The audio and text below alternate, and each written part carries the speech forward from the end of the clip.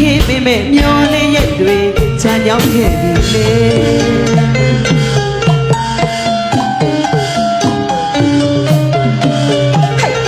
လောင်တော့တတ်တော့ရဟဲ့ချမ်းလာတော့ကွာညာ